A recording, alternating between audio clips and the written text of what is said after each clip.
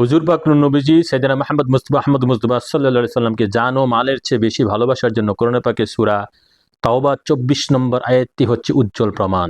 আয়াতটি হচ্ছে এই, কুল ইন কানা আবাউকুম ওয়া আবনাউকুম ওয়া ইখওয়ানুকুম ওয়া আজওয়াজুকুম ওয়া আশিরাতুকুম ওয়া আমওয়ালুক তারাফতুমুহা ওয়া তিজারাতুন তাখসাউনা কাসাদাহা ওয়া মাসাকিনু তারদুনাহা আহাব্বা ইলাইকুম মিনাল্লাহি ওয়া রাসূলিহি ওয়া জিহাদিন ফি সাবিলিল্লাহি ফাতারাব্বাসু হাত্তা ইয়াতিল্লাহু বিআমরিহি ওয়াল্লাহু লা ইয়াহদিল কওমুল ফাসিকিন। আল্লাহু আকবার। ইয়া রাসূলুল্লাহ।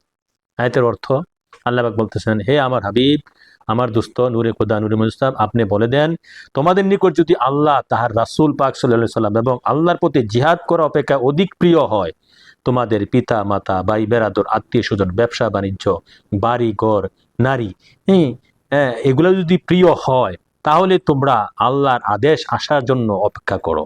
আল্লাহর আদেশ যখন এসে যাবে তখন তোমরা বুঝতে পাবে যে এগুলা সব মিথ্যা ছিল, আল্লাহ রাসূল সর্বোত্তম ছিল, আল্লাহ রাসূল হক ছিল, আল্লাহ রাসূলের মহাব্বত হক ছিল। তাই এগুলাকে সমস্ত বাড়ি গাড়ি টাকা পয়সা দন দৌলত ভাই বেরাদর আত্মীয় স্বজন পিতা মাতা, সন্তান স্ত্রী, ব্যবসা বাণিজ্য বাড়ি ঘর সবচেয়ে বেশি মহাব্বত করতে হবে আল্লাহর দোস্ত আল্লাহর হাবিব নূরে খোদা নূরে মুজাসসাম সাইয়েদনা মুহাম্মদ মুস্তাফা আহমদ মুস্তাফা সাল্লাল্লাহু আলাইহি সাল্লাম। যারা এই সত্য তথ্যে একমত নয় তাদেরকে আল্লাহ বলছে, তোমরা ওয়েট এন্ড সি, তোমরা বুঝতে পারবে কিছুদিন পরেই। আল্লাহ রাসূল যেন আমাদেরকে এই আয়াতে এই জাহিরি বাতিনি মর্ম উপলব্ধি করে আমরা যেন আয়াতের বাস্তবায়ন করতে পারি প্রতিটা মুমিন মুসলমানের জীবনে, এই আশা ব্যক্ত করছি। আমা আল ইন্নাল বালা। আমিন আমিন।